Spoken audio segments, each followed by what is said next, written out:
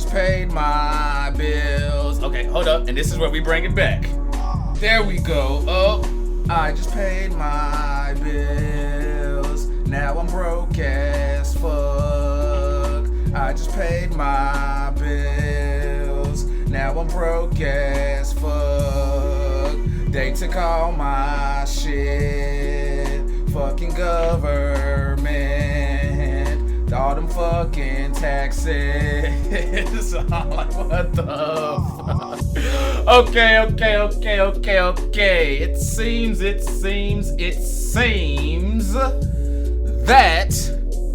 seems like we pretty much freaking good to go. So with that being said, I am gonna go ahead and do my motherfucking thizzle and slide on over here to y'all. Hey, how y'all doing? Po up, damn it, po up. We got the main, one coin only's Ricky D in the motherfucking house. What's happening, bro? What's happening? What's up? Good to see you, man. Thank you for having me. I've been looking forward to this for a long time, bro. Appreciate it. Appreciate it. No, man, appreciate you coming on, bro, and helping us out. We got Philly Flexer in the building. What's good with you, bro? What it do? And my man, Mr. Fried Gaming in the building. What's good, y'all? Did he just play the gong, y'all? Yes, he did. He just played the gong. What's good, y'all? Tim Adams, I see your cups right there pulling up with us, man. That is what I'm talking about, y'all. So don't forget. Appreciate. Chris Howard, what's up? Make sure, y'all, if y'all have any topics, questions, or anything Smoke like that, weed pour every those up in day. the comments. We will get to you. But before I go and do any motherfucking thing, I'm sorry. Hold on. I gotta say it. Hold on. What's up? Hold on. Smoke weed every day. Other person. You said my name and he went on the rant. There's another person here. No, I hit Mystified. I hit Ricky. I hit you. I hit everybody. I don't know. Okay. I was tripping there. I didn't hear you say Mr. Fine. I was like, Yeah. I'll take it twice, I y'all. swear to What's God. good? I swear to God, I did not hear you say Mr. Fine. Hey, Go y'all. ahead, bro. That's how we rock it, intro. y'all. Blow up.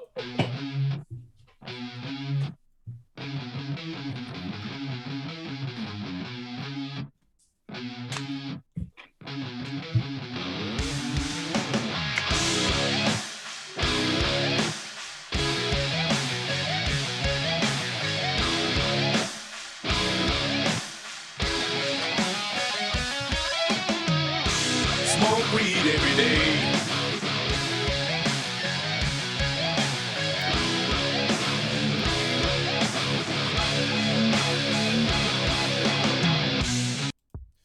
Hey, there we go. Thank y'all so much for sipping with us today. It's your motherfucking main, Archie Red with another main, Philly Flexer, another main, Mr. Fried Gaming, and again, I'll go ahead and say it again, Ricky D in the motherfucking house, bro. Thanks so much for coming on, man. You feeling good? I know you said you're Good. ready. Feeling pretty good, man. Pretty early, at least for me over here, being a night owl and everything. I was just telling Arch before, I don't have the Kool-Aid, but this is the closest I've got. And this is not a sponsored stream or anything, but I like my energy drinks. A lot of people like to start the day with coffee.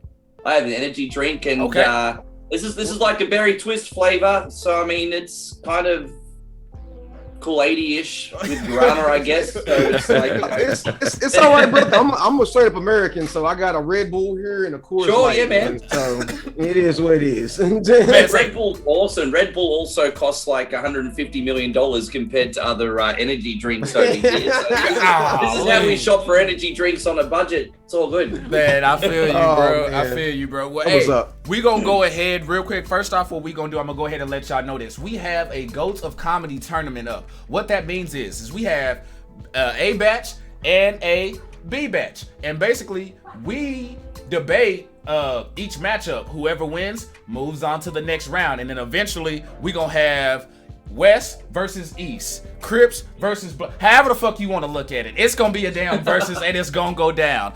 Also, what we have on the freaking docket, we have some one has to goes, we have some OnlyFans part 2s up in here, you know, but we gonna keep it motherfucking on point. I just dropped my blunt. Smoke Give weed me a every motherfucking day. sec here. Find Hit, my hit that gong. Hit that gong hit, again. hit that Hit gong. that gong. Hit that. There you go. Bam. There we go. All right. There we go.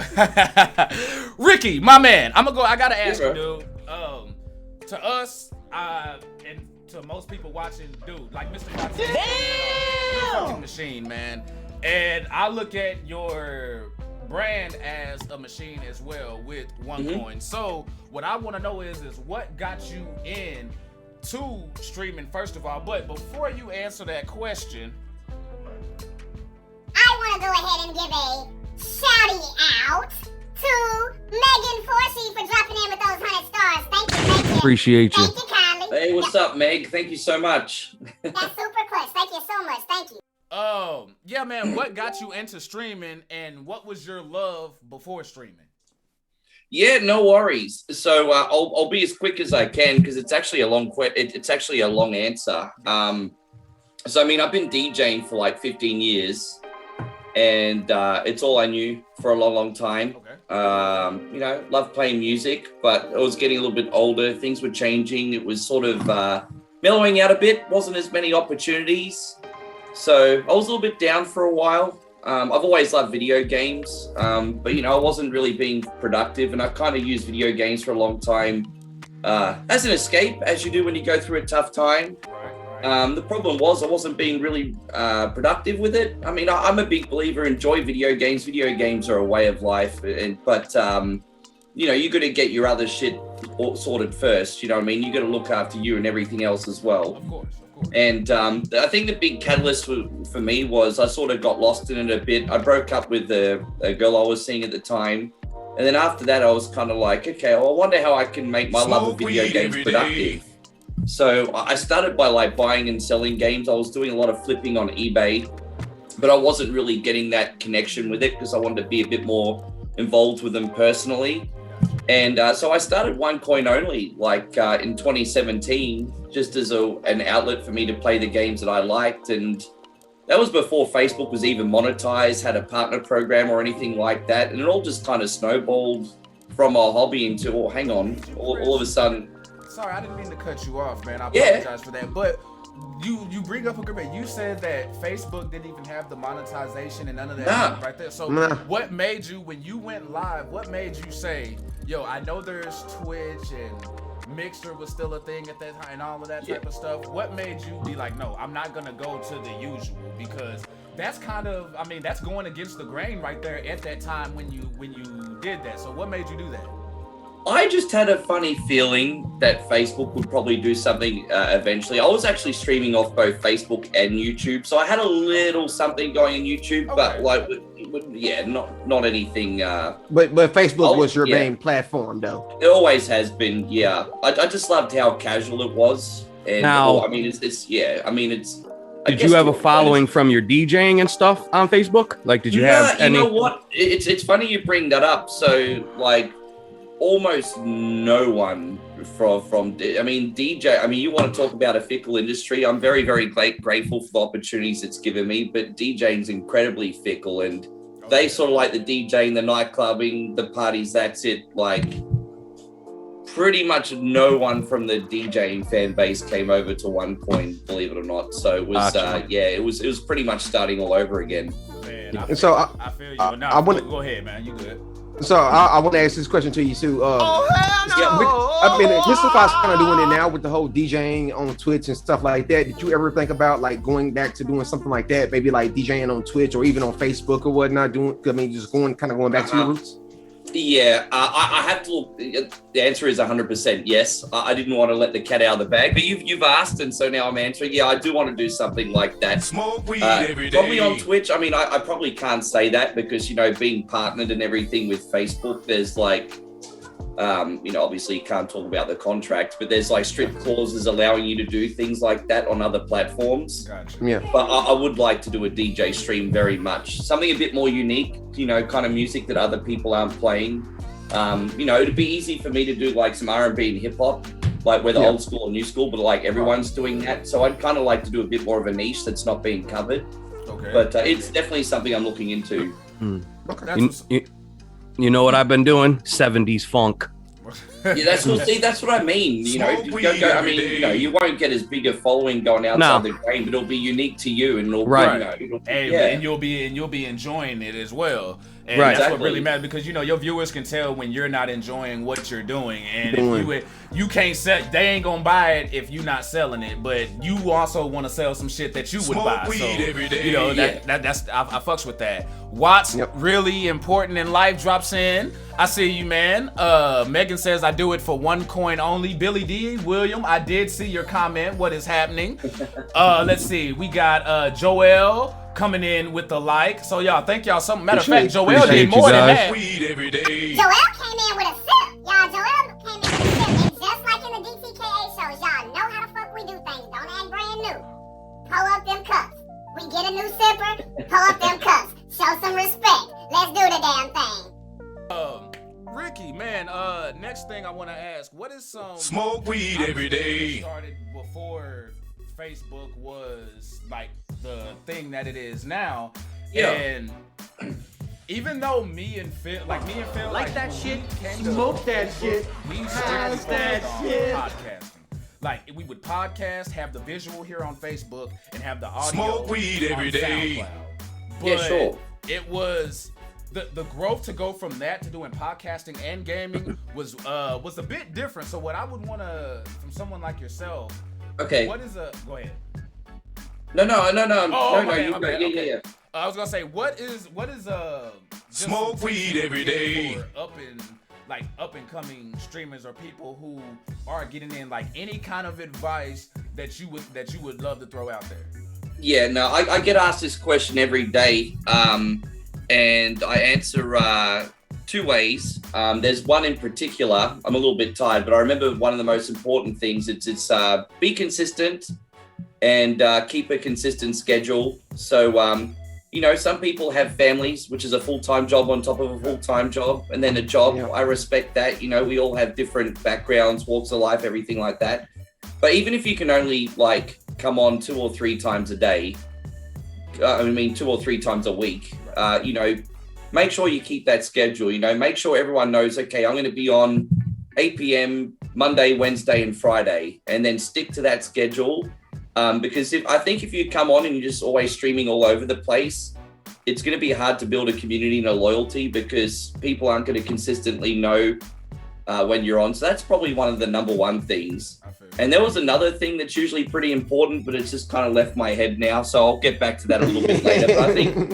But I think consistency is definitely key. That's good. And you also, I mean, you get a little bit more freedom in the early days, but the market wants what the market wants. And you have to be very careful what you put on as well. Like, it's important to play what you want to play to keep the passion, but at the same time, you kind of have to like play to the majority sometimes. Right. You know what I mean? For sure. Yep. You know, popular games is important. As much as you'd like to play like Horse Racing Simulator 2017. Oh yeah. It's not going to grow your page. You know what I mean? Damn! Like that. Tour de France 2019. That's my joint. Yeah. I like what we kind of did this last week. Me and Archie and whatnot. We like Friday we did Monopoly, and then Saturday we did Call of Duty or whatnot. So like that. So like we had one day where we played something that we wanted to play, and then we had another day when we had something that most people want to watch us play. Yeah, I really encourage people to spend a day doing the stuff that they love too. And it's just, I'm not going to lie, it does stress me out a little bit though, because like the Facebook algorithm's ruthless, man. Like you spend one day playing something that's a little bit more obscure, and it does kind of hurt your results. So I mean, I think when you first come on Facebook, you really need to do it for the love of it first, because it can definitely be really inconsistent in your results. So For sure. Yeah, it's a complicated beast. We could talk about this all day long. I feel you, man. And it's reasons like that, which is why I got us lined up. You know what I'm saying? All good. Yeah. And real quick, Andrew Lawrence coming through with a like. And a sip. Jeffy Thank coming you. in with a sip as well. Leah Camarillo also dropping in with the like. Hey, thank y'all so much. What is What's up, guys? going Good to see you. on? Thank y'all so much. Appreciate. Thank you. I believe there was a comment I saw. Peter asked, "Will there be gaming?" Not Smoke today, weed but every day. A lot of it, you know. I believe later, you know. You still going on, right, Ricky? You still going on? Yeah, I'll be jumping on in a Smoke couple weed every hours. day. So yeah, once we're done. Well, before I go to my next question real quick, because I don't want to hog it, Phil or Mystify, do any one of y'all have a question before I get to another one that I have on the list right here? Do y'all have anything? I do. Oh, no. Go ahead, Miss. Go ahead, bro. How was your decision and your choice to bring on Headlock and Kamo? Did you know them besides streaming? Were they fans? Along those lines, like how did you pick them up? That's actually a really good question. So I first noticed Headlocked Dwayne at the end of 2017 as a regular viewer, very, very loyal viewer. And I was like, this guy's pretty cool. And then I went floating around on Facebook and I was like, oh, this guy streams as well. And long story short, I really loved his vibe. He had a great vibe. And I just knew there was something special there. And I just messaged him. I was like, hey, bro, do you mind helping us out a few days a week? And fortunately for me, he said yes. And it's like 3 years later now, man. And Nice. It's exactly 3 years later. So a big happy 3-year anniversary, Mr. Headlock Gaming on OneCoin. Thank you. Hell yeah. There you go. That's like, see, yeah, he didn't know what result that he was gonna get. He went out there and done it, and boom, it just happened like that. Yeah. You know, so sometimes you And just same gotta with put Como, step out like, there. I mean, if in a perfect world, I'd have like Como on Smoke for weed a every full day. time as well, because you know Como is great. You know, I kind of got Como filling that cracks niche me with up, passionate, man. like RPGs and stuff. But yeah, he's got a full-time job, so we can't do it just yet. You know, but it's something I'd like to happen in the future. Awesome, man. That's badass. Yo, Mystify, that was a great question, bro. Thank you. That was a real good question. Okay, now we about to get into something. You know what I'm saying? We about to amp this thing up, because if y'all dropped in to, which I know a lot of y'all have, you know what I'm saying? Ricky D, just like the rest of us here, you know, like we don't really give a fuck. Like we say like what we say what it is. You know what I mean? But what I love though, man, is how regardless of your success, man, just how to some sensitive ones out there, oh man, that dude's ruthless. But it's you being yourself. So so the question is like how you're, I feel like you're genuinely blunt. It's not really a question, but when I sit back and I watch Ricky's stream, I'm sitting back, I'm like, okay, I don't feel like this dude is on here putting on a performance, being an ass just because you know, there are a lot of people out there who just for the performance or just for them being on the stream, they feel like they got to be a dick to everybody or be this certain, you know, character. But I don't really get that when I sit back. Like I always get the feeling like, yo, he's just being him, and if you cross the line, he's gonna let your ass know and not hesitant about it. So like thoughts on that, man? Yeah, man. Well, the first thing I want to say is like, I think it's important for everyone to know first that I genuinely care about people and I want people to do really, really well. Right. So my heart is definitely in the right place. Right. I just think when it comes to my streaming, like every single bit of my energy goes into that stream. As I said, I have a pretty intense stream style where I try to follow everyone, conversate with everyone, get back to everyone. Like literally everything that I've got goes into my stream. And, you know, patience is a virtue. I wish I had more patience. It's something I'm very self-aware. It's something I wish I had more of, but I don't. Right. But at the same time, we are what we are. So I've got a little bit of a zero tolerance to, I guess you could say, ignorance, like comments and things like that. You know, when I'm already giving it my all and there's Trolls. a couple of people in the room. And granted, sometimes it might be a little bit unfair because they're probably not like deliberately trying to make the stream harder for me. But, you know, when sometimes people come in, they'll make the stream harder for you. You just have a bit of a zero tolerance to that because like you don't have a bunch of people watch. Like you got a lot. I'm like me and Mystify. Like I know shit. Like we're, you know what I'm saying. Like we be in there, man, and your comments be flowing. And you know, there are times where like people will drop a comment. And then they'll come in there like, oh, hey, you didn't get to my comment or something like that. Right, like, right. And that's when I'm just like, fuck off. Dude, shit is like, freaking Rick, rage. Like, how can you not have empathy for someone that's like, I mean, not just me, I'm talking about anyone. I'm not making this about myself, but let's just say, for example, Mr. Fight, it was you, and your comments are flying, and you're doing your absolute best, giving your 100% energy to keep up, and then all of a sudden someone's like, oh, you missed my comment, I'm not watching anymore. You'd be like, hey, dude, fuck you. Don't like come Jesus. Back. We don't fucking need you. You know what I mean? Yep. This is like, that kind of stuff is what triggers me, because the lack of empathy or understanding these days, it's very slim. Higher like it should be. Like it's hard for people to understand. It's like, dude, I'm playing a game. I'm trying to read this and read that at the same time, or what, and talk and answer everybody. I'm not gonna be able to get to everybody. Yeah. Like, hey, you suck at this game. Dude, I just answered 90 questions. What do you want from me? Playing Battletoads, so. Yeah, he's over there playing Mario Maker on the hardest level, and you guys are like, dude, do you hear me? Do you hear me? Do you hear me? There's 6 people left in Resurgence, and you want me to talk right now. Oh, man. I cop it a lot for my gameplay skill, but I mean, I talk about there's different type of streamers. You know, there's people that some would call boring that play one game, but at the same time, they're the best at that game, and people watch them to improve, get better, and to cheer them on because they're the best, you know? Those kind of people don't conversate with their crowd. Whereas I'm not that great at games, but I try to overcompensate with, like, the personality and the social aspect. The one-on-one and interaction. Got, like, something to offer, and you're putting butts on seats. There's no right or there's so many different ways you can, and different angles you can take the streaming thing. And it's definitely not a one-dimensional type of entertainment, and I think people need to realize that as well. You know, a lot of people come in, they're like, "Oh, you suck," and it's like, yeah, you do realize video games are supposed to be fun first, right? Like, like everybody's not going to be an expert. 60-year-old mama off the couch and let it die over and over in level 1 of Mario. Just let her have fun, you know. It's like, And I've even like people with, like, I've seen all kinds of different streamers like Alpha Gaming and them. They'll let you know, like, bro, like some of the top streamers who are freaking doing it aren't necessarily the best at what they're doing, but they're compensating with the entertainment, personality, or having it's a this package deal. Thing. Exactly. It's a package deal. Because I know some people who are badass at games, but people just don't want to, because for whatever reason there's something that they're not bringing to the table that makes them, you know, we all have our lane, and sometimes we gotta find it. Everybody can't point us in that direction. Like we've said it before here on the stream. Sometimes I know some people who, like my daughter, she watches YouTube videos. Sure. Those aren't live videos. You know what I mean?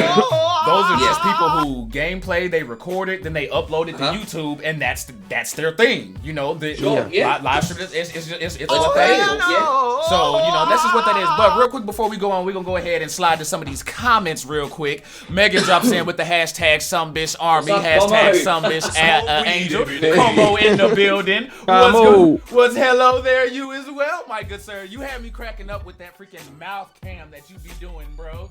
Like, Andrew Lawrence says, who is your favorite streamer to anyone? He was asking that question to anybody. Smoke weed every day. Ricky D, Happy Gilmore up in here. Megan was answering a question saying that's why you have us mods to kick people out.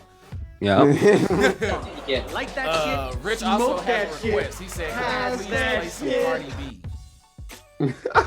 Oh, hell no. I feel sorry for anyone that's having a daughter these days. Then she has to, you know, then seriously, bro, like, I'm only speaking, you know, humorously. I would never do it. But I mean, if my daughter was in the front seat and she started singing WAP, I'd freaking slap her. Hey, I'd be like, no, true story. I almost smacked my niece. Every day. I almost smacked my niece. I'm serious, because we were right. I went down to my sister's and sitting there, and she in the back, and she's freaking waving the hand, and while she's singing like the first lyrics off the song, and I'm like, what certified freak? I'll whoop your ass, like, you better, like, what the hell? And then I got onto my sister. I'm like, yo, like, no, like, you letting her listen to this shit? Like that shit. If I would have done that, my mouth would be swollen. I would not be talking right now. Let's not forget, when we was coming up, Rick, it was Little Kim, and that girl was dirty. You know what I'm saying? Yeah, she was. You know what I mean? Yeah. Like, There's always that one thing that But she- pisses generations off. But it was But we just, had more but it was. control over it getting to the kids though. You could get an edited True. version now with the internet and stuff. It's your everywhere, kid- right. Yeah, I your kid agree can with you see 100%. that And without you being Price, I around. think, like, I mean, a lot of she had a few commercial songs, but she kind of had that cult following too. It wasn't like she was readily available to. And I Right. think in a lot of places, you have to remember if you wanted to go get a CD or a record or whatever. I mean, you kind of had to have your mum or dad with you. For But something yeah, else. yeah. They wouldn't just sell them to kids, you know. Yeah. Real deal, real deal. Rissa, what is up? Lindsay dropping in with a like and a share. Perry, my man, what is going on, dude? Harry. That's a hard-working Appreciate. motherfucker right there.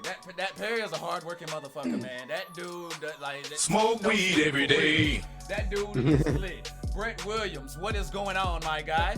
We're gonna go ahead and keep this thing moving. Another question.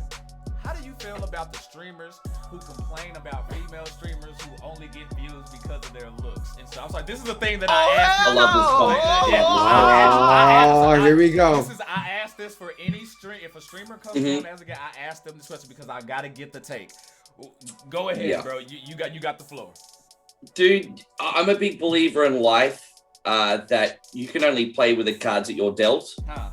I think what you need to remember is, like, if you're going by in any career on your looks, you've got a small shelf life because, we all hit the wall one day. It's not going to be around forever. So, I mean, power to them. I don't get upset at the girls at all if they want to make a bit of a hustle from it. You're going to get angry at the freaking simps.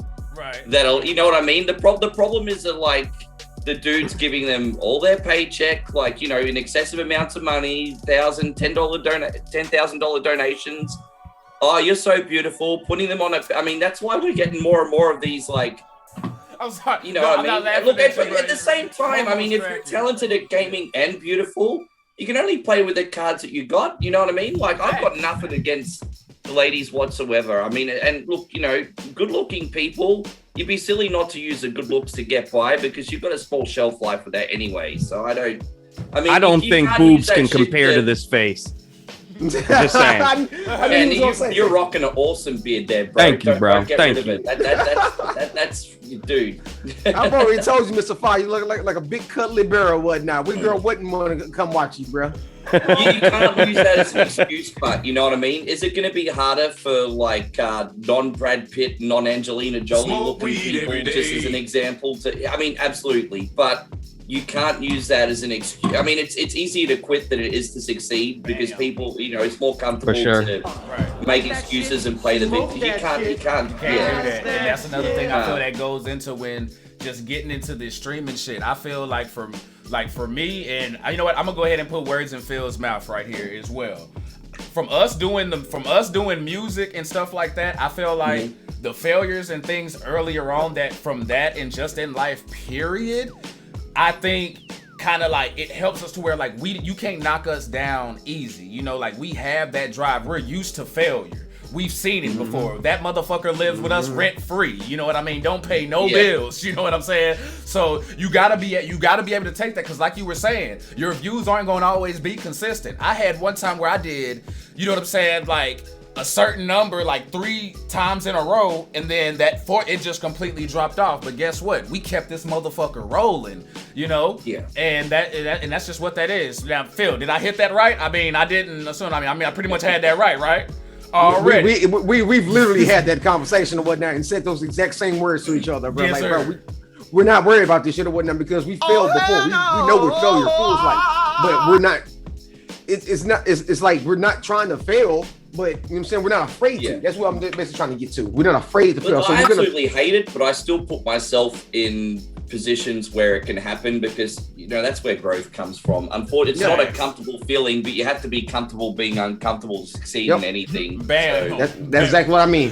That's what I mean. Real shit. Hey, real quick, before we go ahead and pass the blunt to the next question here, we actually almost, we only got 2 more of these before we go ahead and slide to the next thing. I want to say thank y'all so much for coming through, rocking with us, all the new sippers that we have, all the likes, all the shares that y'all are appreciate doing, you. you know what I'm saying? Like, Yes. y'all are doing that damn thing, and I'm not even about to front no motherfucking games. Yeah, we good at what the fuck we do, but this man right here, you're a freaking beast, man. Thank you so much for freaking coming on. Appreciate it. Yeah, appreciate it, Ricky. Why Appreciate it. retro games over a new games? Because I remember I was in a stream with you one time, and you had asked Smoke me, weed every day. like, what do I play? You know what I'm saying? What do I prefer to stream? And I was like, well, I play, you know what I'm saying, some of the new stuff and some of the retro. And your response was, well, I do the retro first and then do some of the newer titles. Why is it that you prioritize retro first? I think, as I said, I was just trying to do something a little bit different. And plus, you know, I'm like 40 now, man. So I've got like 3 decades plus experience of playing different games. So I wanted to share just good games of all eras. Plus, you know, there's a lot of people playing the same stuff. And I kind of just want to offer the alternative. I like to play new games too, but it has to be stuff that I'm passionate about. I'm not going to name games specifically, but I'm not going to play something. I mean, I want to play popular games to help the channel sometimes, but I don't want to just play popular games that I don't like just because they're popular. You know, I kind of wanted to offer an alternative. And a game like you touched on before, I mean, people can tell you're bullshitting. So, you know, I kind of want to play, for the most part, what I'm genuinely passionate about. And I was also kind of getting sick of how a lot of new games were following the same formula, and I was just getting a bit bored with it. So that's kind of where I started from with rolling back the clock. And, you know, a lot of these companies making games now, and I won't name names again because I'll get sued and all that. But, you know, they're playing to their shareholders, not to their fan base, you know. So when they stick to a formula, a safe formula, they'll keep making the money for certain franchises, and then, you know, their share price will bump up, and you know what I mean? It's very, you know, that's why I love platforms like Steam that do a lot of independent games, because they're still being made about the passion. Whereas you got these big, you know, publishers releasing games now, they follow a same formula, and I just got a bit bored with it, which was another reason why I was sort of rolling back the clock a bit with my game selection. Gotcha. So do you go ahead, Phil. You got it, bro. You got the flow, man. So do you ever play like any type of like indie games or anything like that or whatnot, or is it just specifically like still trying to keep like what name brands? Like even though it's a small, like even though it's a smaller game, it's still like a part of a bigger brand. Or do you get what I'm saying or whatnot? I do. It just depends. Like, I like to do little gimmicky games sometimes. Like, one game that was pretty popular on the channel that I'd like to do and could bounce off well was the Oregon Trail, if you remember that. Yes. You know, and you know, because that's very nostalgic, because people remember the Oregon Trail like from their childhood. So they watch this and are like, hey, this looks familiar. But then all of a sudden there's zombies. It's like, oh, that's not a horse and carriage. You know, it's like, so it's like, you know, just, yeah, I like to bounce off little gimmicky games like that sometimes. But yeah. Oh, okay. That's okay. That was a good one, man. That was a good one.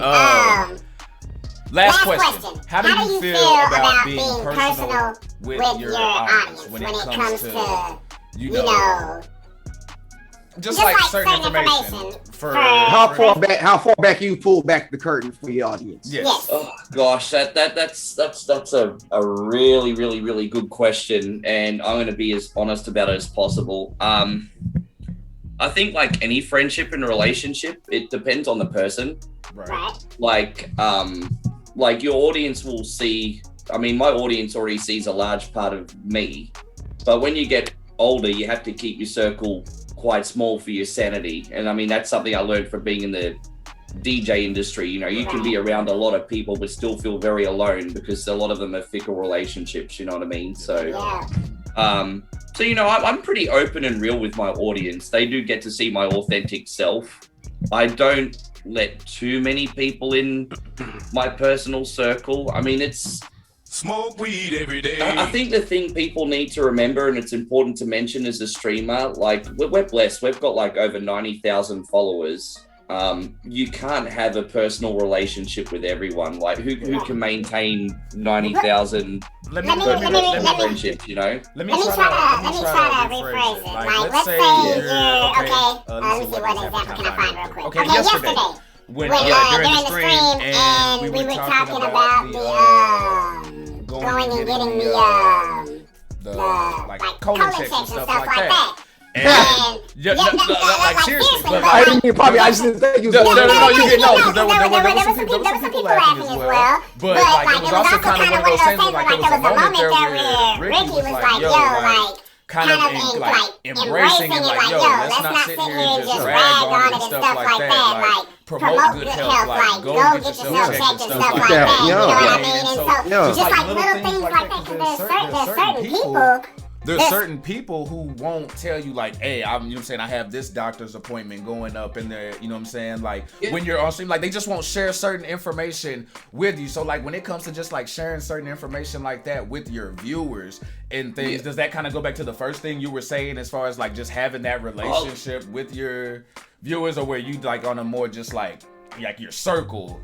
No. Look, with the whole streaming thing has been a real blessing, and it's been a life-changing in regards to, like, you know, how I live my life now and everything. And I think a big part of streaming is paying it forward. And when it comes to, I just want to give back. I just want to be a good influence on the community. And so talking about things like that, and, you know, sort of encouraging, like, the community to be their better selves, and getting a little bit more personal, I think sometimes is important. Good deal. I just felt the need to say something, like, you know, people laughing at getting colonoscopy, you know, and all that, you know, like prostate exam checks. I'm like, well, guys, you got to look after your health. You want to be here until you're 50 or you're 80. It's like, it's real. It's real. Like, you can sit there and laugh all you want, because, somebody going up that, but, like, let's be real, like, you're starting to see cancer more and more than we used to growing up. Like, it used to be like seeing a dinosaur when you heard somebody had that. Now it's like every other, and, like, me, myself personally, like, multiple people to that shit. So it's no joke. And I appreciated what you did last night, man, because I'm not gonna, like, at first I was like, ha ha. And then he sat there and he made that point, and I'm like, you know what? That's some real ass shit. Like, you know what I'm saying? Yeah. Like, that's some real ass shit. Like, it kind of makes you sit back and check yourself, because no matter how old we are, you know what I'm saying? Like us, we grown men playing video games and stuff like that, say what the fuck they want to say, but we never gonna stop having growing to do, you know? Yeah, I mean, despite this rough exterior, I mean, I just want to encourage people to be the best person, you know, best version of themselves, you know what I mean? And to do better. And I mean, even if that means, like, turning off my stream and, like, doing some personal growth and putting their free time into something else that will better their lives, you know, I mean, I encourage that still, you know? Facts. For sure, man. Hey, Perry. I got one more. Go ahead. No. I was just getting to his comment. I was saying I freaking agree with you. Go ahead, Mr. Five. I have one more question before we get off, Rick. Being a fellow 40-year-old gamer and streamer now, how does your family feel about the whole situation? Like, you know, as a whole, not just one specific person. Like, are they, you know, hey, that's cool, man, or what are you doing with yourself? You know what I mean? Like, do you have both, like, mixed reactions? I think at first I did, because I've always done really, really obscure jobs that people, you know, I've always been very entrepreneurial, step outside the norm, doing things that people don't understand. Let's just be real for a second. You're not going to get support from your family doing something that they don't understand, or even for your friends for that matter, until they'll, like, see the money coming in, and they miit be like, oh yeah, he might be onto something then, I guess. You know what I mean? That's just how it is. You just described the Dallas music scene. Damn. Yeah. Exactly. That's real. Smoke man. weed every day. Well, yo, we gonna go ahead and pass the blunt. That's what we call here. You know what I'm saying? But if you don't indulge, you can pass the cup of Kool-Aid. If you're awesome, you can pass the cordial. You know, we have our talks about that. Mr. Five, this Vin Diesel thing. What in the fuck is going on, my God? Like, are we, like, do we have nowhere else to go? Enlighten us, man. Go ahead. I scrolled down, you know, and you're used to seeing weird shit every day. I scrolled down, okay, and I'm like, okay, you know, Warzone, you know, blah, blah, blah. Vin Diesel to star in Rock'em Sock'em boxing movie. Like, seriously, y'all, we have run out of thoughts and good ideas. At this point, you know me, I don't watch all the comic book movies. I'd rather see another, you know, Marvel movie or DC movie than watch Rock'em Sock'em. But as we talked before the stream, if it is anything like Real Steel, you could sign me up. I'll watch it. I'll give it a try. I'll give it a try. That's what I was just about to say. If you give me Real Steel or whatnot, and some type of 2021 form or whatnot, I'm about that. But I don't really know if how can I say it? Should they really be branding it Rock'em Sock'em Robots, or they just doing that just to kind of pull us into it or whatnot? That's really what I think. I feel like it's just gonna be Real Steel again. You know how Hasbro and them are, or whoever made it, Mattel and stuff. Like they love getting in on this whole movie thing right now. I feel like so it's just it's that step. It's gonna set like G.I. Joe.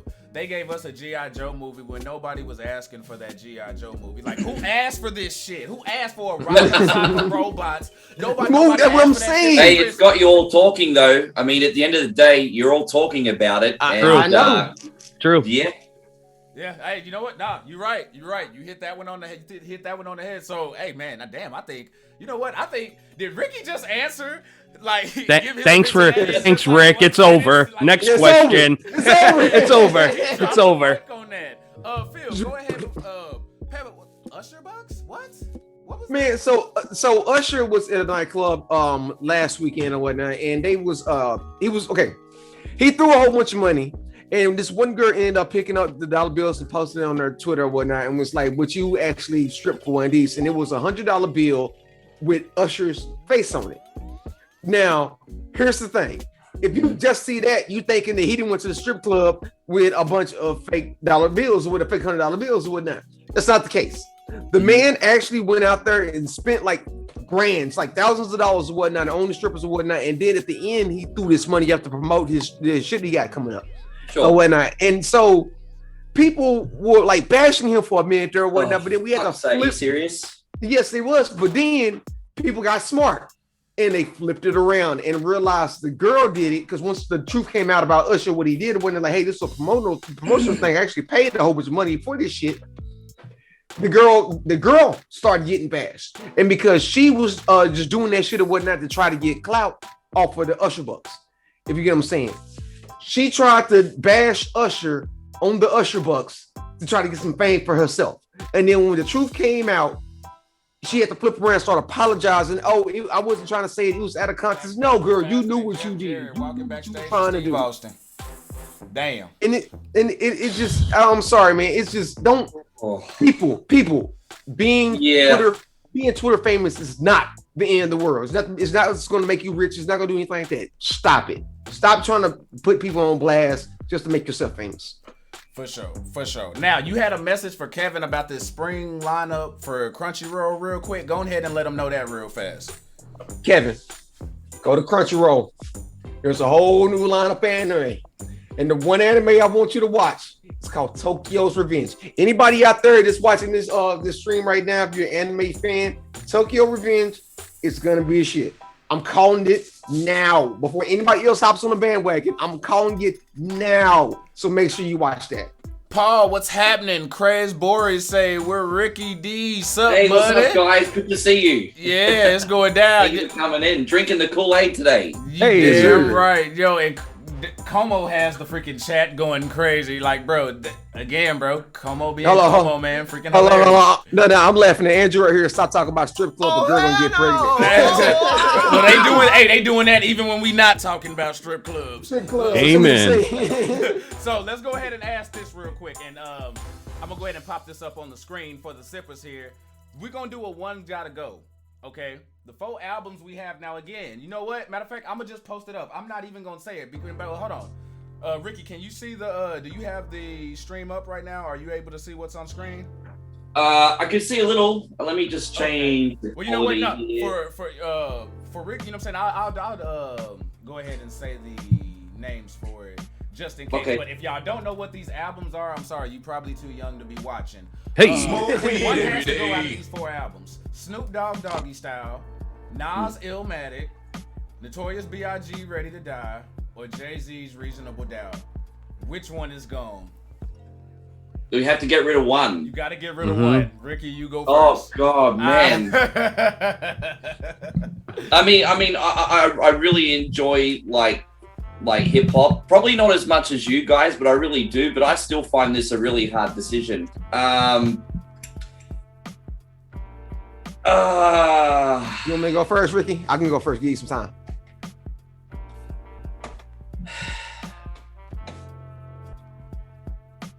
So, you know what? I'm not really into Jay-Z that much, to be honest. Hey. Not really. Hey. So I'm sorry. I'm going to be like Jay-Z goodbye.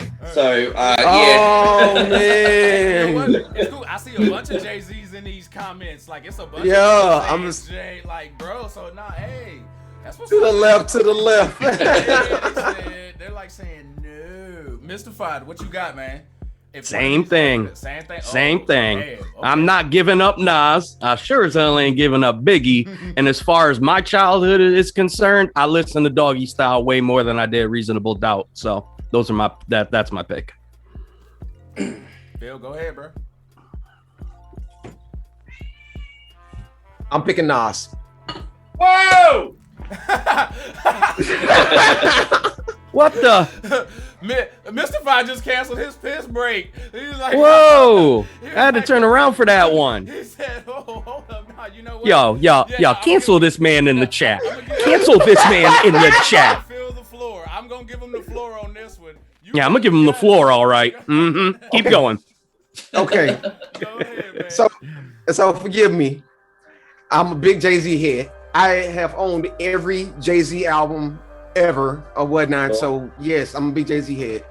Biggie, y'all already know my opinion on that. I feel like Biggie's better than Tupac, so that is what that is. Snoop Dogg, once again, every Snoop Dogg album or whatnot. Nas has never been one of my favorites. Nas has always been one of those guys like, hey, you can play this Nas track or you can play this Nas track. I cannot do a whole album of Nas because I'm just like, dude, it's kind of like the same thing over and over and over again. You're saying you think he's an acquired taste?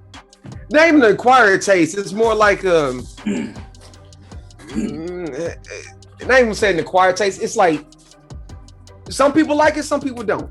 Sure. I ain't gonna say it's like I'm not gonna say it's like coffee, where you know what I'm saying coffee is an acquired taste or whatnot. You end up it's something that you might not like in the beginning, but you sip it, then you end up liking it. You mix it up and you feel how it is.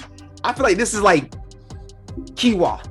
Either you like it or you don't. Different strokes for different folks, sure. For sure. I feel you on that, man. I feel you on that for sure. And hold on, I got to do this one time for the one time. L. Tommy Watson. I'm sorry, I didn't do that when it came through earlier, so I had to come. I had to come through and do that one time for the one time. All right. Me myself. Who? Y'all. You had all this time to think. Don't be trying to think now. No, I've been thinking all this damn time. Don't get muted like Phil just did. Okay, you make a wise decision. If we're saying one has to go, are we talking about like erasing this from memory, or if like you had those albums and you had to get rid of one? No, erasing its memory. Erasing it, it's gone. Erasing it from history. It never existed. It never existed. It never existed. You can't do that, bro. Music's sacred. Yeah. I just say from your memory. You don't have to take it off from history. What, are you gonna do the whole Men in Black like? Neuralizer. Yeah, the neuralizer. Okay, look at it like this. Look at it like this. You're going on a trip somewhere. You can only take 3 CDs. Whatever. You know what I mean? There you go. That's kind of how I was looking at it. I wasn't trying to like erase it from right. We're not eradicating it. Okay. Music's not that bad. Okay. Okay. That actually makes my decision a little bit easier. Yeah, going on a road trip, bro. I'm gonna be real with you. I would have to leave Doggy Style behind. Oh, and y'all know, y'all know me. I'm a Snoop guy. You know what I'm saying? Like I'm a big Snoop guy. Here's my reason. Hear me out. Doggy Style is like Friday, Half Baked, Little Rascals, and shit like that. Just like I can watch those movies in my head, I can listen to that album in my head without even having the freaking CD. More than the others. You know what I'm saying? As much as I love it, if I was sitting there having to ride in silence with nothing, I could still be like, man, ain't no fun for the homies out. No, this is the shit. Mm-hmm. You know what I'm saying? Like I could still like do that. So that's why I'm putting Snoop on that list, because it's just like Friday and certain. You can basically recite it in your head so well that you don't need it. Exactly. There are some I can put in Illmatic, Reasonable Doubt, and ready to die. And as many times as I've heard those songs, they'll still sound brand new to me. See, and we did this with a movie or something like a couple weeks ago, and y'all sunned me for that one. I was like, yo, I know that movie by heart. I don't need it. You know what I'm saying? I knew you was gonna bring it up. It was the Chappelle show. Yes. Yeah, I don't need the shit. I've seen it so many times. I know the whole everything by heart. Yep. So you can take it away. I'm good. Y'all let me know. So he right. He right. Now, OnlyFans Part 2. We're going,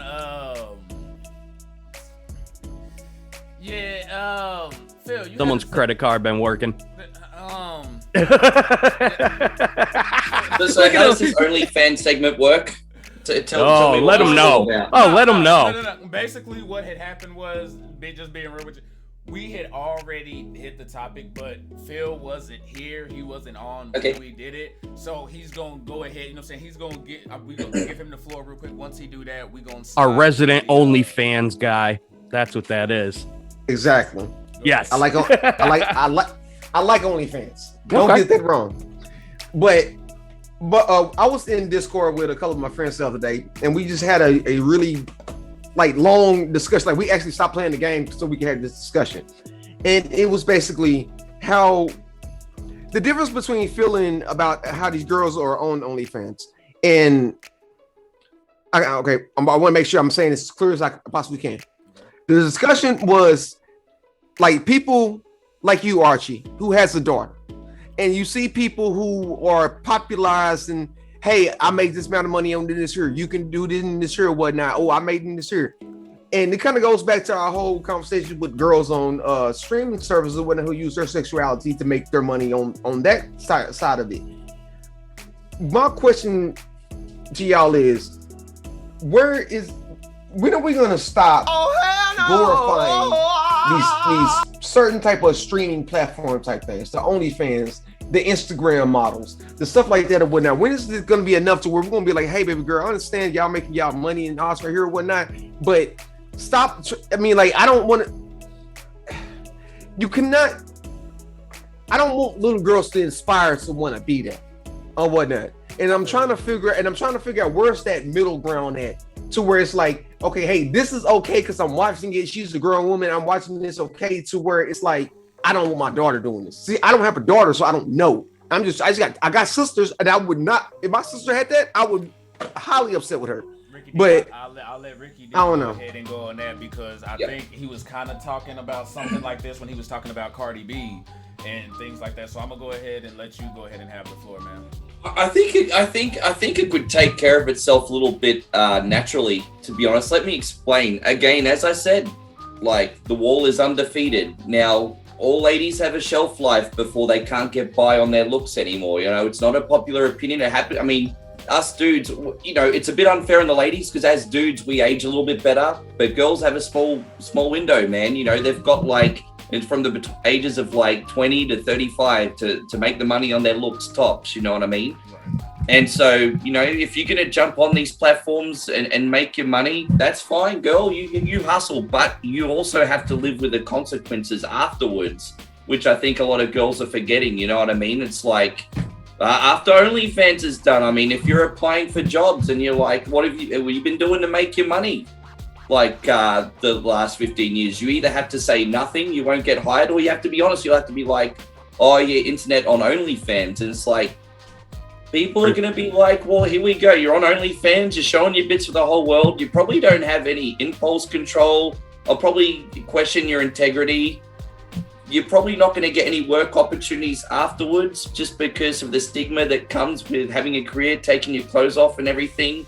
You always hear about ex-porn stars coming out in social media complaining about not being able to make money after their careers is done and how people aren't giving them a chance. And then they're not getting married and having strong personal relationships either because people don't sort of want to, no disrespect, but they don't want to, you know, settle down and have a family with leftovers, you know what I mean? So I think because once ladies start suffering the consequences afterwards of not having a great life due to the decisions they did when they're on OnlyFans, they're going to probably be to the next generation, hey, I fucked up. Make sure you don't do this yourself, or if you're going to do it, make sure you know what's going to come afterwards.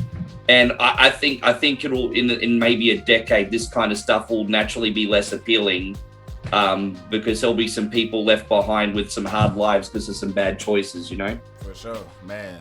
That's real, man. You know what? After that right there, we're gonna go ahead and leave that one right there. We're gonna go ahead and get to this GOATs of Comedy bracket real quick. Sir. It's about to get live here, y'all. Now, what I'm gonna do is before I pull up the bracket, because I'm gonna let y'all see, you know, who we have. But before I get into it, I'm gonna let y'all know who we have on this A-Batch side, because this is about to get real. We have Dave Chappelle. We have Paul Mooney. We have Martin Lawrence. We have Richard Pryor, Bernie Mac, Bill Burr, Wanda Sykes, Eddie Murphy, Rodney Dangerfield, Roseanne, Amy Schumer, and Kevin Hart in this bracket. So it's gonna get pretty motherfucking interesting, to say the least. So what I'm gonna do is I'm gonna pull this over here, because sorry, don't want y'all to see that, and then pull that motherfucker up. Yeah. So y'all like, okay, I feel like I don't really even have to explain. It's there. We're gonna have these comics going head to head, and we're gonna talk and debate who, like, if you had to choose which one has to go, kind of thing. What we rolling with? Okay. Okay. A couple of these I'm having a hard time with. A couple of these. I'm gonna be straight up. I'm gonna be straight up. This thing, as far as who went against who, is at random. I didn't set this up. You know what I'm saying? So do they still count though? So it's Mooney versus Chappelle, correct? Yeah, it's Mooney versus. Okay. Okay. I got all mine. Okay. Boom. So Paul Mooney versus Dave Chappelle. If one has to go, who's that? Who has to go and why? Phil, go ahead. I'm taking Chappelle. Chappelle stay. Okay. Paul Mooney is a legend. He is funny, but Dave Chappelle's one of my favorite. I might have to go with Chappelle. Okay. Ricky D, who you got, man? Paul Mooney or Dave Chappelle? Again, massive respect for both, but Paul Mooney got to go. Sorry, Paul. Sorry, okay. Paul. It's not that I don't like your stuff. I just like Dave a little bit better. For sure. Respect. Yeah. Mr. Fod, what you got? Now, me being the out-the-box fella I am, you got to go off comedy. You got to go off stand-up. You know what I mean? You can't go off the Chappelle show. You have to go off, you know what I mean? Stand-up, yeah. Right. Now, Chappelle would have blew Mooney away if it was off of like just the whole career. Chappelle by a slight little bit, but only because Paul wrote for Pryor. Okay, so you know he has that base of jokes and funniness. But when you write for someone, you're no longer those jokes. Do you get what I'm saying? Yeah. Those are Richard Pryor's jokes. So for that reason, I'm going to have to go Chappelle. Person says, sorry guys, have to go. See you later. No problem. Hey, thanks have for a good coming night. through and sipping Good with one. us. Appreciate. Yeah, he says, no Jim Jeffries or Frankie Boyle. It was tight, man. We only had 24. And what I would say in this one, as far as on a stand-up side, I'm gonna have to go with I'm gonna say Dave Chappelle would have to go just on the stand-up side, because for me, Dave Chappelle, I didn't really love Dave Chappelle's stand-up until like later in his career. You know what I'm saying? Like Paul Mooney, while some of his stuff even later didn't stand the test of time either, still just better on a stand-up level as far as presentation, delivery, and everything like that. Like I laughed more. Dave Chappelle stuff, when I first heard it, some of it I was too young to get everything he was talking about. So some of it went over my big ass head. You know what I'm saying? I know that may be hard to believe. It's a big ass head, but some you know, some it was a big breeze, y'all. Big breeze. Some went over, you know. It went over. So I'm gonna have to go with Paul Smoke weed every day. Dave Chappelle wins that one. So Dave Chappelle is going to advance. He's going to advance on that one. So that's what that be. That was awesome. Now we have Richard Pryor versus Martin Lawrence. Who got Hold on. Yeah, we about to get it. It's about to get here. It's about to get there. Mystified, who you got if you had to eliminate? That's rough. Pryor is in my early memories of watching stand-up as a little kid, not supposed to, you know, Saturday night on HBO, right after, you know, Carlin and stuff like that. But man, when I was, 15 to 20 something, Martin was that shit for stand up. Yeah. He had some good stand up ones, but I'm going to have to stick with my guns and I'm going to have to go Pryor just because over Martin, he didn't give a shit. He said whatever he felt, and I respect the man that does that. So Okay, for sure. that's my pick. One for Martin. Phil, who you got, man? Going Richard. Oh, no, I was talking about you. You know what I'm saying? I'm going Richard. Okay. You rolling with Richard Pryor. Richard okay. Pryor. Yeah, he's saying and whatnot. Okay.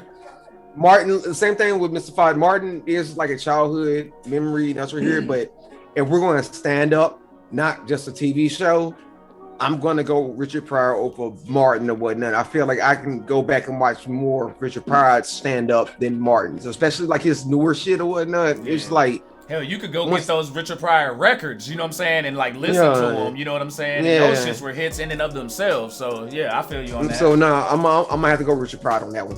Okay, Ricky D, who you got? Richard Pryor or Martin Lawrence, man? My answer is going to be a little bit more controversial because it's not based on material. It's based on sort of like their impact. Okay. And I'm definitely going to have to keep Richard because without Richard, we wouldn't have gotten Eddie. And Richard's one of the early pioneers of filthy comedy. And, I'm not going to say that his stand-up is my favorite, but he's a revolutionary as well. And I think I have to keep Richard for his contributions to comedy. I can't get rid of Richard. For sure. Okay. And my pick was to get rid of Martin. So y'all know. I want to keep Richard. Yeah. No, I heard that. Okay. Yeah. We're all in agreement. We all agree on Richard. Yeah, we're pretty much going Richard Pryor on that one. I'm not even gonna give my take on that one. I mean, Ricky D pretty much just took the words right out of my mouth on that one. Okay, can we can make this one real quick? Is Wanda Sykes gonna get swept by Eddie Murphy on this one? Like, can we just go ahead and advance Eddie Murphy on that one? Why Wanda? Later. That's a 1 versus a 16 seed right there. So, hey, we actually got female crime here. Roseanne versus Amy Schumer. Who you rolling with? Ricky D, I'm gonna give you the floor on this one, man.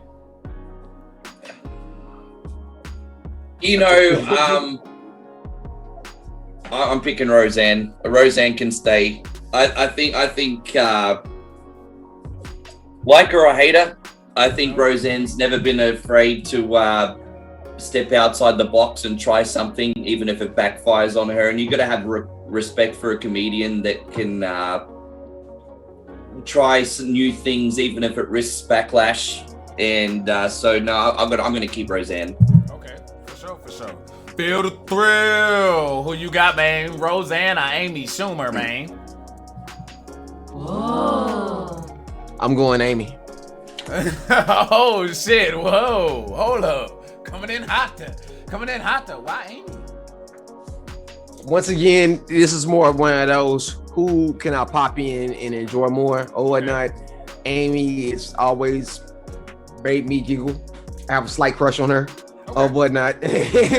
Roseanne, I was never really a big fan of her stand-up. Her show was cool and all, but it wasn't really the bee's knees to me. So this is me going by like who I like more, and I like Amy more. Okay, for sure. Respect. Mr. Fod, who you got, man? This goes back to you got to see it as a comedian. If it was all around entertainer, television show, Roseanne, without a doubt. But stand up and Amy Schumer is funny as shit, man. So I'm going to have to go with Amy Schumer myself. Oh, okay. Damn. All right, this is some bullshit. Because it's 2-1. Nah, bullshit. It's 2-2 because I was going with Roseanne because like I ain't trying to sound like no fucking piggyback, but this is the reason I was going with Roseanne. The same reason that Ricky D was, that I know she got canceled and all of that, but as far as her stand up, like when Roseanne was on, she was on. Like even my grandpa used to fuck with Roseanne, you know what I mean? Like that's pretty much where I got to see that shit from. So for me, like I would say Roseanne, but Roseanne is my pick. So we have a freaking We have a tie. You know what? No, we know we don't. Rochambeau. no, we don't. I was about to flip. I was about to flip a coin. No. I mean, like if you legit look in chat, and I mean, I was the Amy person. If you legit look in chat, majority of people in chat are voting for Roseanne. Okay, you know what? Well, then we'll let go with that. Let them. Yep. There you go. Take that extra vote. Democracy in here. There you go. That'll work. Okay. Now up next, we got Dave Chappelle versus Bernie Mac. What's up? Oh, Who that's gotta go? Who gotta go? Oh, dude, really? How you get? How did we get to this? Come on, How really? did we get to this? Fuck that. Well, there goes my internet again. Fucking internet. How can? Man. No, I'm sorry, Ricky. Who you got, bro? I'm sorry, bro. Yeah, you know what? Now you look like you need some time to think. Man. Still, who you got, bro? Can I answer the next question? Can I answer like Richard Pryor versus Bill Burr? No. No. Do you need time too as well? Do you need a second? Go ahead, I got it. I'm ready. Can we start from the bottom of this list? Yep, I'm ready. Go ahead, Mr. Fire. Go ahead. Dave Chappelle, R.I.P. Bernie Mac, but Dave Chappelle, his stand-ups are like bar none. And you got to remember, he's the only one in the cancel culture that has the balls to get up there and still do it. And he has that little farm thing where he brings other comedians now during the pandemic. So respect for that. So bye, Bernie. Oh, damn. Ricky D, who All right, you got? All right, hold on. I'm ready. You know, as Mr. Fire was talking, I ain't gonna say Mr. Fire like changed sway my mind. But the one thing that did come across my mind was, if I'm sitting down and I'm like, I want something to watch real fast, what am I actually going to look up on YouTube first? Am I going to look up Bernie Mac or am I going to look up Dave Chappelle? I'm going to look up Dave Chappelle. I got to go Dave Chappelle. On stand up. I got to go Dave Chappelle. Damn. Smell like Padussy up in here, bro. You know what I'm saying? I'm sorry. I'm sorry. I'm not scared of you motherfuckers, but I gotta go Dave Chappelle.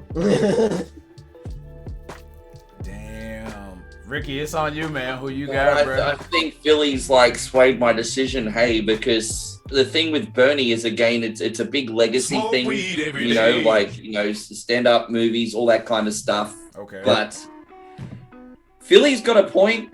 Like when I go on YouTube, I'm looking for Dave Chappelle clips. I'm not looking for Bernie Mac stuff. And to be fair, like Bernie Mac has been gone for us for a long time. So it could also be a situation where it's sort of like out of sight, out of mind as well. Right. Chappelle's more fresh in your brain. You know.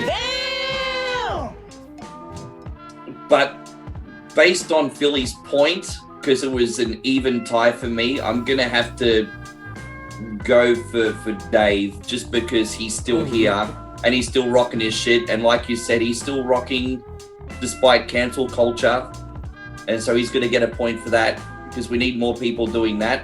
Right. And so I'm gonna keep Dave Chappelle. I'm gonna keep Chappelle. For sure. And Megan dropped in with 100 stars, says, all right, y'all, it's been fun. You got a new follow out of me, but I got to go. Work calls. Thank you so much for appreciate you. Appreciate that, Megan. Appreciate.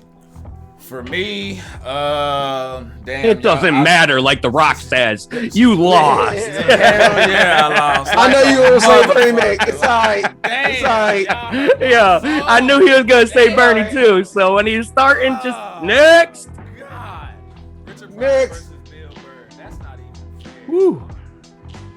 Now, Bill Burr's funny, dude.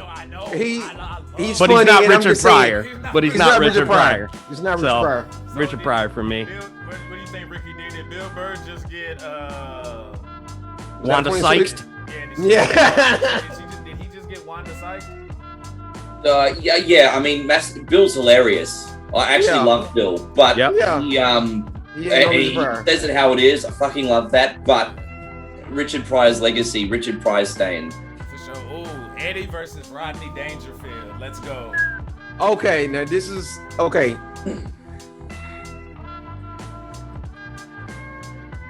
Okay, as a black person, I know more Eddie than I know Rodney. But the Rodney that I do know is funny as shit. So I'm like, I mean, I'm not even including movies or whatnot. So I'm gonna let somebody else go right now. Let me think. Let me go ahead and get mine out of the way. First of all, I know we love Eddie Murphy. Eddie Murphy's great. You know what I'm saying? Eddie Murphy's great in what he does and has some classic stand-ups. But Eddie Murphy is like a 2.0 of Richard Pryor. And I felt like Rodney Dangerfield was more of his own thing. Rodney Dangerfield, when it comes to just comedy period. You know what I'm saying? Comedy period. Rodney Dangerfield is his own thing. You know, just like Richard Pryor is his own thing, just like how George Carlin is his own thing, Rodney Dangerfield is his own thing. So for me, for the Kool-Aid Man, I'm going with Rodney Dangerfield over Eddie Murphy. Pass the cup. Mr. Fido, who you got? That was a rough one right there, because without Dangerfield, you know, there wouldn't be really like that potty mouth comedy. You know what I mean? He's the one that really started it. Right. But for me, as far as Raw and all the specials I grew up on, it's Eddie Murphy all day. Okay, Ricky D, who you got? Okay, I have to mention first of all that my favorite stand-up of all time is Eddie Murphy's Raw. I think like 34 years later, it is still just as relatable now as it was back then. Gotta have a J-O-B if you want to be.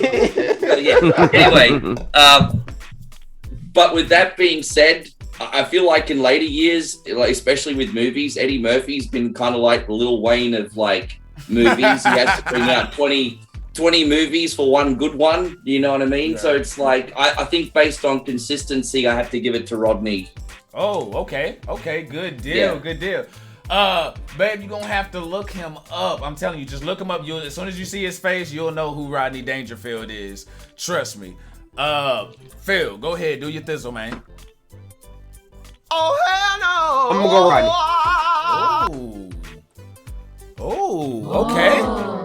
I'm going Rodney. Oh, okay. You know what? I was surprised on that one. That one had me kind of, You know, hold on. Roseanne versus Kevin Hart. Kevin Hart.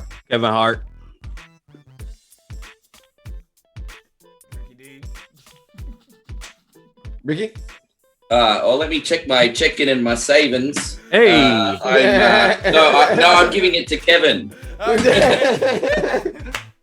That was no hands down. There was no argument with that one. Oh shit! Oh man, well he's gonna go ahead and go on that one. So up there we got Dave Chappelle versus Richard Pryor. What we doing? This is the final right here. No, this is the semi-final right here. Okay, so now we at the big boys. Yeah, we at the big boys table now. I'm still gonna go Chappelle. You still gonna go with Chappelle? Still going Chappelle. Explain yourself. It all goes back to the YouTube search. Who am I gonna go find? Ooh. I'm gonna go find Chappelle. God dang it, Ricky D, what you got, man? Like I've been saying the whole time, even though I had massive respect for Richard for all his contributions, like comedy's evolved, and I find Dave funnier, so I'm keeping Dave. Keeping Dave? Okay. Keeping Dave. Mr. Five, what you got? If this was a March Madness bracket, you could just put Dave Chappelle all the way in the championship for me. He's winning it. So Final four. Just saying. That's me. That's me. Damn, y'all. once again I fucking lose. Bye, buddy. Damn. Yeah, bye, Richard. Okay, Rodney Dangerfield versus Kevin Hart. I feel like this one's easy. Rodney Dangerfield over Kevin Hart. For me, Ricky, who you got? Kevin Hart deserves to be in the semis, but no, I'm keeping Rodney. Keeping Rodney. Phil, what you got? I cannot not say Rodney after the last round. So yeah. Because I mean that'll be blasphemy. That's just me saying what. That'll be me saying that Kevin Hart is better than Eddie Murphy. When I totally disagree with that.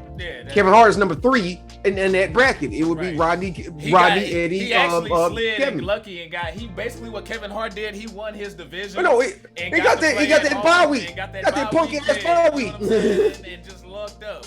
So yeah, we're going with Rodney Dangerfield all the way. And then before you even get to the end, it's Chappelle. All right, no next question. It's Yep. Okay, for sure. Well, we're gonna go ahead and so that thing up right there. You know what I'm saying? Well, y'all, if y'all tune in next week, we will do the B batch, and what I will do for y'all, I will let y'all know who is in that B batch and what we gonna be rocking with. Okay, so we have Bill Cosby, Cat Williams, Andy Kaufman, Robin Williams, Red Fox, George Carlin, Robin Harris, Chris Rock, Sarah Silverman, Jerry Seinfeld, Margaret Cho, and Carol Burnett. That's gonna be a harder bracket. Oh, I don't know. That's going to make for some cool discussions next week. I don't know. I don't know. That's, who's gonna be that one. Yeah. That one's gonna be freaking yeah. So y'all might want to come through and sip with us next week for that one. But what we are going to do is pass the blunt to the next question. We're gonna go ahead and keep talking video games real quick. And y'all, we only have 3 topics left after this one. So if y'all have any questions or a topic that y'all want us to pull up on, I'm gonna need y'all to pull that up in the comments. Mr. This is your question. So I'm gonna go ahead and let you have the floor on this one. And yeah, do your thing, man. I had a question for everybody. If you had a PlayStation, Xbox, whatever, if consoles didn't have specific games, you know, God of War on PlayStation, Gears on Xbox, if we all had every game on every console, would you strictly stay with your console if you have one of choice? So for me, you know, would I stay with Xbox if I could play Xbox games on PlayStation? Which I would have to say yes, just because I've put so much, you know, money and games and time and gamer score. So for me, it would be a yes. But I was just wondering how other people would feel. Would that sway your reasoning for playing PlayStation or having an Xbox? So okay, for sure. Isaac, thanks. He says, dope channel. I have to follow this. Thank you so much, man. Appreciate it, brother. Thank you so much. Phil, what you got on that? What's your question on that? Okay, so my opinion on that. exclusives. Wait, no. My opinion on that is I'm gonna say with my Xbox. People ask me why my Xbox person over a PlayStation person. It's not because of the exclusives. I honestly just love the controller better or whatnot. I have long fingers. The PlayStation controller or whatnot feels like I'm about to break it in half or whatnot when I'm playing it. So I don't really feel like I can actually play it the way I want to play it with the Xbox controller. I'm good to go or whatnot. So if you want to ask me what's my main reason why I have this system, it's this right here. For sure. Okay. Bet that. Ricky, what you got, man? So traditionally, I'm like a PlayStation fanboy. But with that being said, if every console played everything, Xbox would be tempting because I think PlayStation's incredibly selfish when it comes to their backwards compatibility. And I think that's one thing that Xbox is getting right. So if I was Sony, I'd keep on my toes. Because you got to look after your fans. I think Xbox does a little bit of a better job doing a bit of fan service, to be honest. But I love PlayStation. Thank you so much. I'm just glad somebody else came in from the outside and actually said that instead of, because they hear us every week. You know what I'm saying? Xbox. I actually appreciate you coming through with that. And yeah, I would go Xbox all the way just because while, yes, they were getting knocked, it was more of like, okay, they made some mistakes. Yeah. But they learned from it, and like you say, they did do right by their community. The Game Pass is better. Like Phil said, exclusive isn't really a big deal to me. Like, I don't base which console I'm gonna buy based off of exclusives. I mean, it's most of the games I play are third party anyway. I mean, yeah, I bought a PS4 just for the show. Well, the show's now on Xbox, so like it's a wrap, you know. So like I have no reason. Granted, there are other games I know, Last of Us, Uncharted, and everything else. I know y'all about to get all in my ass, but yeah, you know, just Ghost of Tsushima or whatever. But you know, that's just it is what it is. Also, it is what it is. I'm not down to play these games. And with the, like you said, with the controller, I feel like even when it comes to PC, let's say I hop over to that, a lot of people, majority of people go with 360 and Xbox controllers when they do that. So now I not only have Xbox, but I also have a more versatile system with the Xbox, I feel like. So that's me. Let Let me go ahead and pull up. Anybody else got anything else on that? Can we go ahead and pass the blah to the next topic? Already cool, because we damn near at the finish line with that. We are gonna go and ask, what is the worst movie on this motherfucking bracket? Well, it ain't even no motherfucking bracket. We got 6 picks right here. We have Dragon Ball Z. Y'all know which Dragon Ball Z movie I'm talking about. Green Lantern, The Fantastic Four, where the Human Torch was black, The Last Airbender, Catwoman, or Ghost Rider. So we went and got 4 horrible movies, and like which one? 6 is horrible the worst? movies. 6 horrible movies, I should say. I'm sorry. Ricky D, I want you to go. Hold on, you want to go first, Phil? Do you already have yours? No, go ahead. Okay, Ricky D, what you got, man? Well, Catwoman can stay because it's got Halle Berry in it. So I mean, it's a terrible keeping movie, it real, yeah, keeping it real. Keeping it very real on that. I mean, Ghost Rider. No, Ghost Rider can stay. Ghost Riders can stay. Catwoman can stay. I mean, Ryan Reynolds can be forgiven. You can stay. So it's between The Last Airbender, Dragon Ball Z, and Fantastic Four.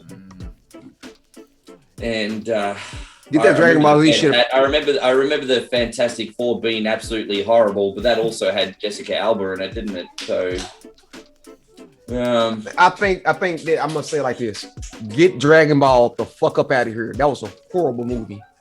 So was The Last Airbender. My pick would be between Dragon Ball and The Last Airbender. They both suck. They both really suck. So it's a hard decision between those. I mean, I'll leave it to the crowd. What do you think's worse, The Last Airbender or Dragon Ball Evolution? Because they're my 2 picks. I'm going Dragon Ball. Dragon Ball. Weed every day. That movie there pissed me the hell off. I actually went to the movies to see Catwoman, so I ain't gonna cap on that shit or whatnot. But yeah, Dragon Ball, that shit can go. I wasted my money on that. Okay, Mr. Fire, what you got? Which one out of all of those? Which one gotta go, bro? Well, I gotta go off the ones I've seen, and I haven't seen 2 of them up there. Yep. You know what I mean? All right. So, facts.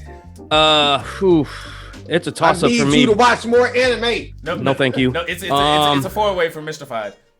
I'd have to say Green Lantern only because I had high expectations for Ghost Rider when it came out, so I kind of built it up more than it should have been, and kind of liked it. And when I watched Green Lantern, it was just terrible. So I'm gonna have to go Green Lantern.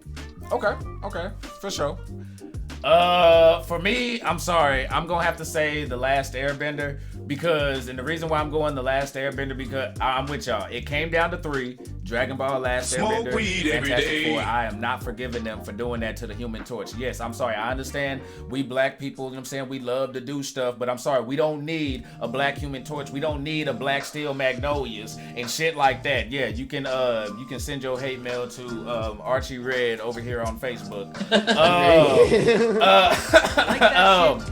And with Dragon Ball, Phil, you said you actually spent money on that, right? Yes. You went to go see. Exactly. It actually baited people in to go see. And for me, even though while I'm using that as a reason to leave Dragon Ball Z, Last Airbender was just some bullshit. Because I feel like it was just bad promotion. You go in, it starts off book 1. You like, okay, maybe we'll get all 4 books. Y'all finish it up, find some way to run through it. And then by the time you realize that this movie is straight ass grease and butter, you realize that not only is it over, but we ain't getting no book 2, we ain't getting no book 3. Nothing. So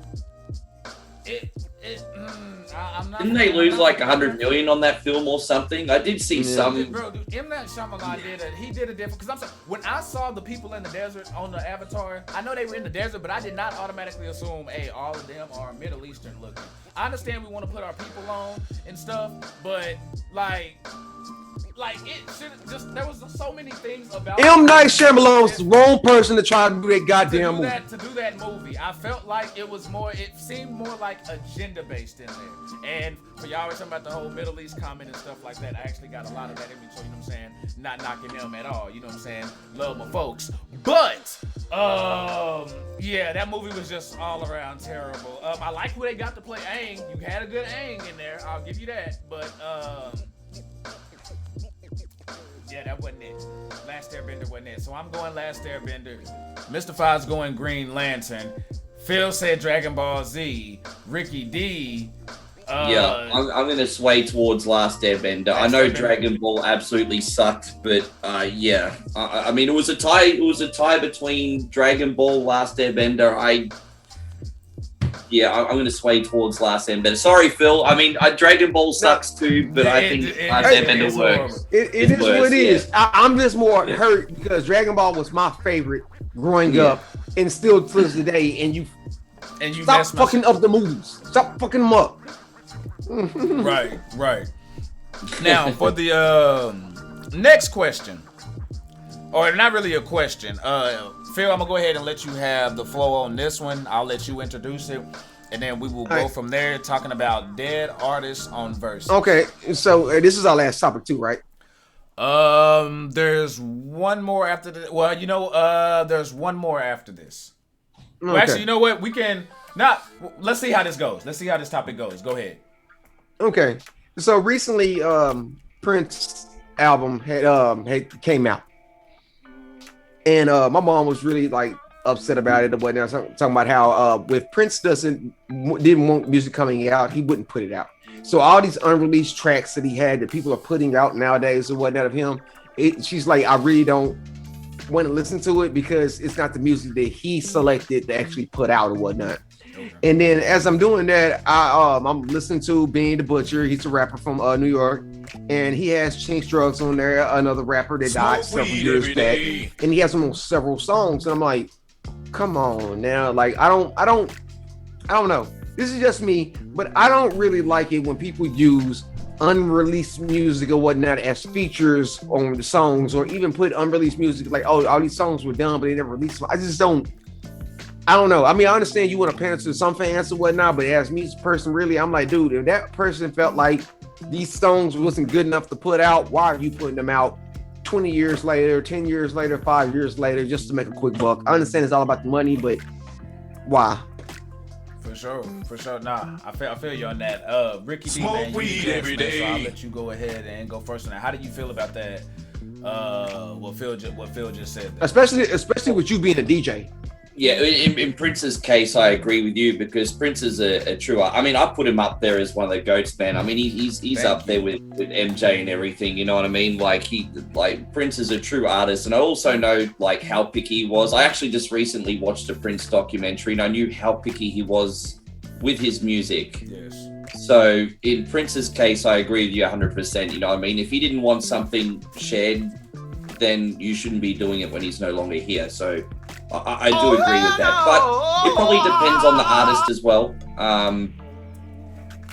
For example, if someone like was working on an album and then tragically like passed away during that album, and then you kind of want to share their last works as a tribute or something, I think that's okay. In Prince's case, I don't think it's okay because like Phil said, I know how picky he was with his music. And so I guess it just depends on the artist. So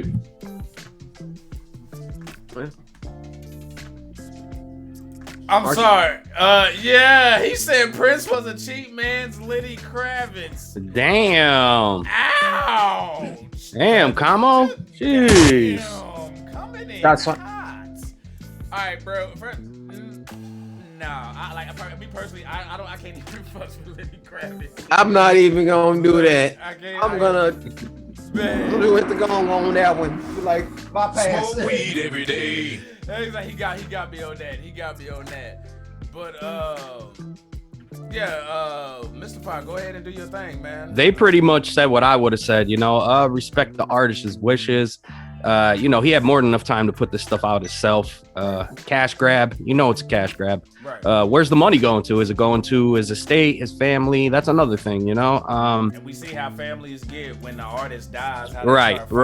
So, right. But then also you have the fans to cater to that still want a piece of Prince. You know what I mean? Right. Still want something new, Like, okay, I could use it as when Biggie came out with the Life After Death CD, or the one when he died and they had all the duets and stuff on it. Like, it was good to have a piece of them back, but you felt like, you know, they just threw this shit together to make money. You know what I mean? So it's like a double-edged sword, but I'd say, you know, keep it as he wanted it, which was, you know, not out there. So yeah, I agree with you on that, man. I'm right there with you because for those same, just because it feels like money grabs by the families and shit like that. Like, oh, right. You know what? Now we ain't got to work no more. We can just sit back and live off of it. I don't know. I don't really just have I ain't got no respect for nobody with no work ethic. I'm sorry. Like, you know what I'm saying? Yeah. If you have no inspiration, no work ethic or anything like that, you just want to sit back and mooch and leech off of something. Nah, no respect whatsoever. So yeah, that's pretty much my take on it as well. And we can go ahead and pull this up right here and end it right here, unless you sippers have anything y'all want to throw in before we go. Phil, what was this about? Rappers getting in trouble? What did you want to say about that real quick? So the last thing I'll say tonight is stop snitching on yourselves, people. AR-Rab or whatnot, another rapper that I like from Philadelphia, has got sentenced for 40 years for snitching on himself on Vlad TV. Stop going on Vlad TV and snitching on yourselves. I know he stop it. Stop it.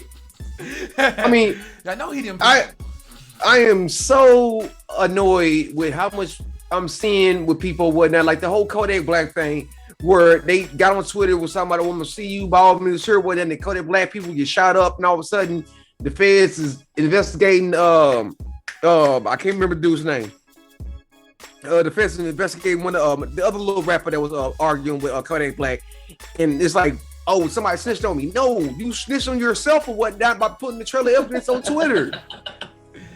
It's like the Gangsterlicious skit from the Boondocks. You know what I'm saying? Yes.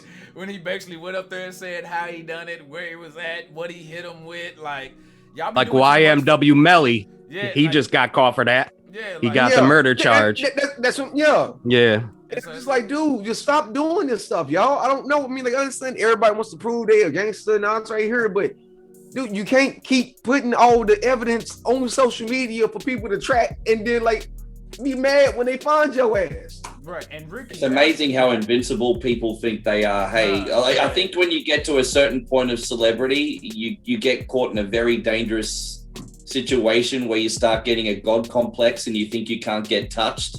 And then look what happens, man. All that clout chasing and shit, it just comes back around. And Ricky, like with you again, like with the DJing and thing like that, like how did you, and even outside of DJing, just with where you're at in the world, because you're not here in the States. For y'all who don't know, you're in Australia, right?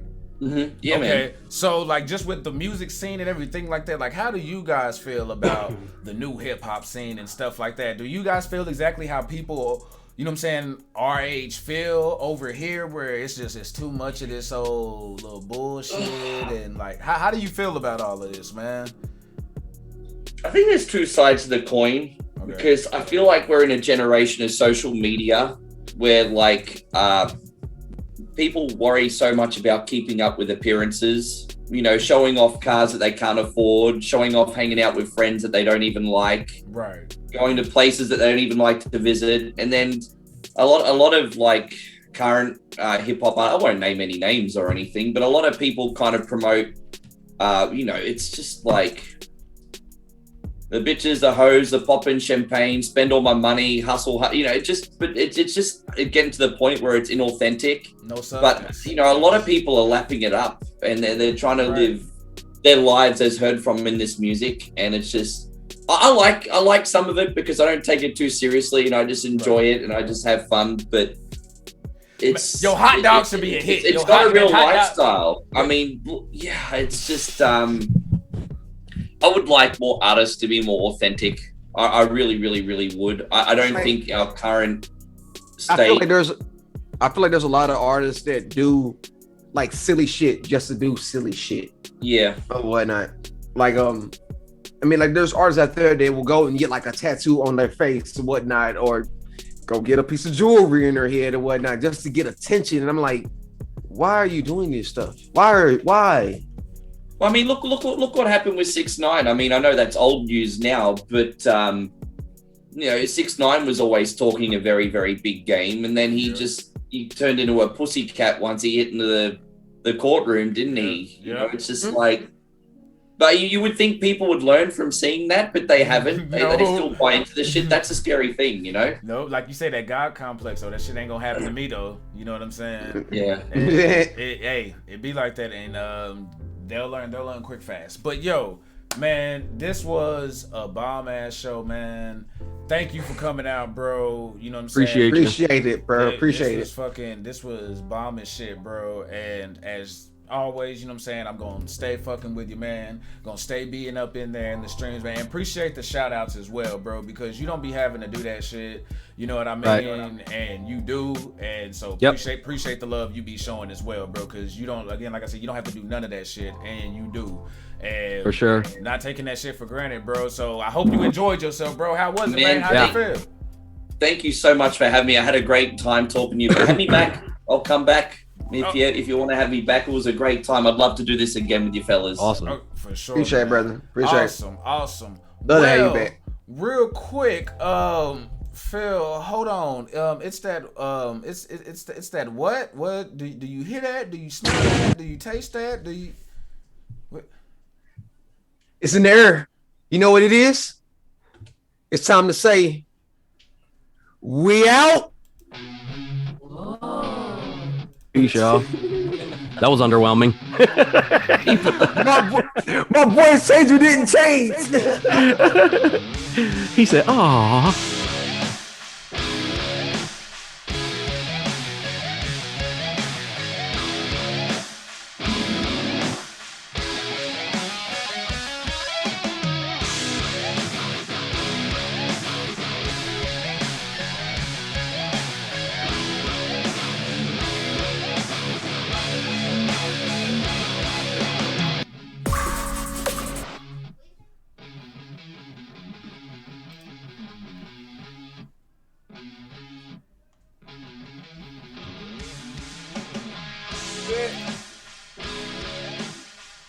Till I feed a nigga a shell like Taco Bell.